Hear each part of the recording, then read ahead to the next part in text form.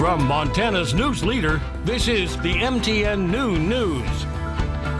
Good afternoon, everybody. Thank you for joining us on our digital and streaming platforms today. I'm Casey Conlon in for Andrea Lutz. Cheaper flights and discounted accommodations are luring large numbers of maskless spring breakers to Miami Beach, and they're clashing with local police over an 8 p.m. curfew. Local officials say the curfew is necessary to prevent another COVID surge and stop the rise in criminal activity. David Begno reports from Miami. When people, many of them tourists and most maskless, defied an 8 p.m. curfew in Miami Beach over the weekend, SWAT teams were brought in to clear the streets. Some scattered the crowds by firing pepper balls. Now on Sunday, the streets remained crowded, but it was more subdued. Tourists have been packing this popular spring break destination since February, back when Florida's Governor Ron DeSantis declared the state a, quote, oasis of freedom from coronavirus restrictions. Because Governor Ron DeSantis made it a free state, no mask, we can come and have some fun. They got a SWAT team out. There's recent video showing just how unruly some visitors have gotten. In the past 5 weeks, police have arrested more than 1,000 people here on Miami Beach. More than half of them are from out of state. We're getting all sorts of things from just inappropriate conduct to full-out criminal activity, which has become a real policing challenge. One popular hotel, the Clevelander, temporarily closed its food and beverage operations over safety concerns. The mayor of Miami Beach, Dan Gilbert, says he was left with no choice, he feels, but to set a curfew and restrict some streets and highways to residents and hotel guests only. I did not want to react in the wake of something unimaginable. I did not want to wait until there was a stampede or some kind of shooting or just something that felt that it could have been prevented had we just taken more action on the front end. It's a good thing. I'm going to be honest with you. It's a very good thing. Crowd control was good. It was rapid. It was very fast.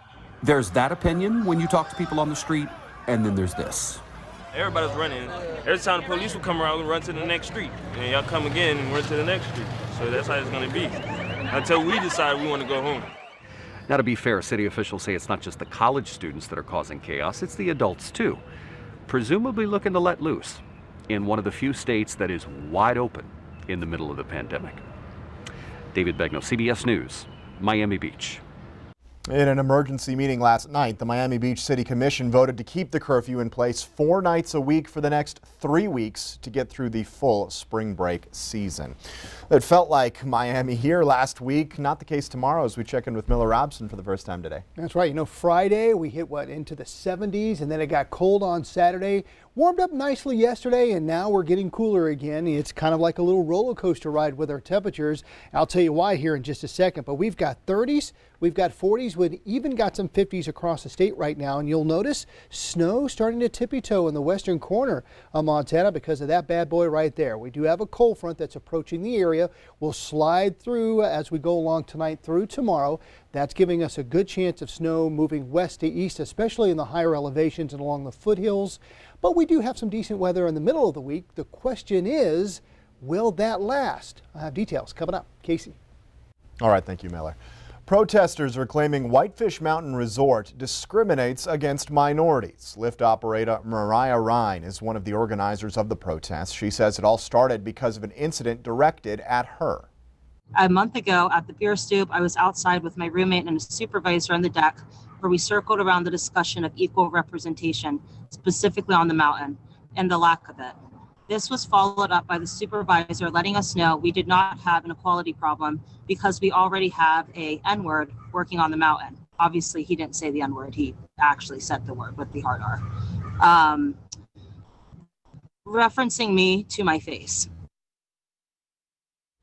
Another person says they quit after this incident because the supervisor in question was not fired. Resort officials released a statement yesterday saying they plan to continue fostering a safe, diverse, and inclusive workplace.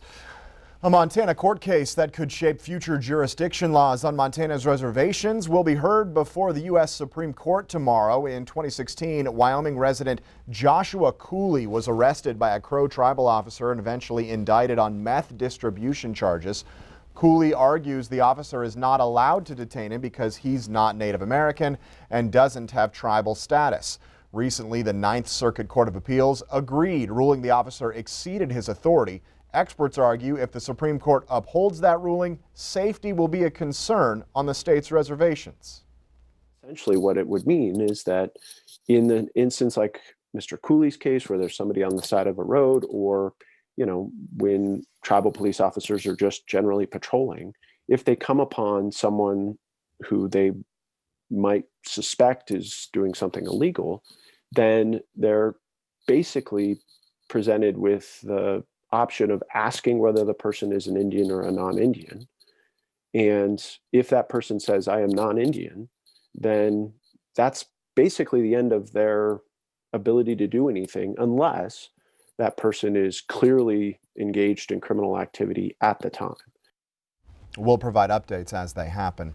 Starting next month, all Montanans 16 and older will be eligible for a COVID-19 vaccine. MTN's Gabby Crevitt caught up with the Montana Department of Health and Human Services to learn more about the distribution process. Every week, the Centers for Disease Control and Prevention distributes the COVID-19 vaccines for state allocation to Montana. From there, the DPHHS determines how much vaccine will go where, using a specific formula. We start out the week by looking at the numbers of vaccines that we're getting in, and then we use a pretty good method by which we take the total number of vaccines that we're getting, and we use a table to make sure that we divide that by percentage of population in each of our jurisdictions. Then it's about deciding which type of vaccine goes where. It's somewhat complicated because Pfizer, is 1,170 doses, has to have the ultra cold storage. Moderna, a little bit easier, that's 100 per case, and then Johnson & Johnson is 100 per case. So there was some limitations on where we could send Pfizer and where we couldn't. The DPHHS says packaging of the vaccines and storage makes things tricky. This isn't a perfect process because the vaccines come in 100 dose minimums or even close to 1,200 dose minimums.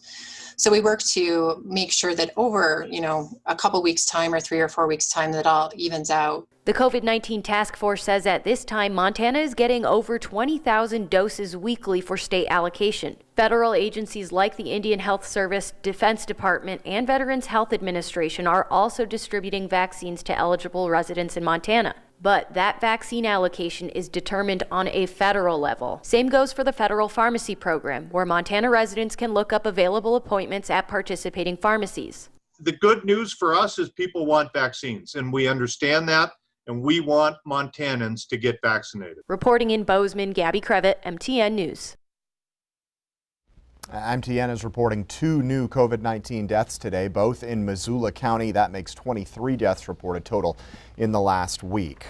As states start to reopen, companies are trying to figure out what the workplace will look like once the pandemic ends. An associate professor in Technology, Culture, and Society Department at NYU says tools like Zoom will likely remain part of the culture, but companies will need to set new boundaries. She says companies need to decide if they want to force employees to remain on camera during the entire workday or how much video conferencing will be required. Experts say it's important to consider who has access to the different tools that allow for remote work to avoid excluding anyone from an opportunity for employment. Dr. Anthony Fauci will soon be the focus of a children's book. Dr. Fauci, How a Boy from Brooklyn Became America's Doctor, will be released in June. The author told CNN she got the idea to write about Dr. Fauci when she reached out to his office about another book she was writing. She says the more she learned about him, the more she believed his story would resonate with people. The writer says she was drawn to Dr. Fauci's determined curiosity and his effective way of communicating. Still to come on the noon news, we'll open up the kitchen cupboards to learn more about the meaning behind "The Spice is Right." The time is 12:09, but first, Miller's back with your statewide forecast.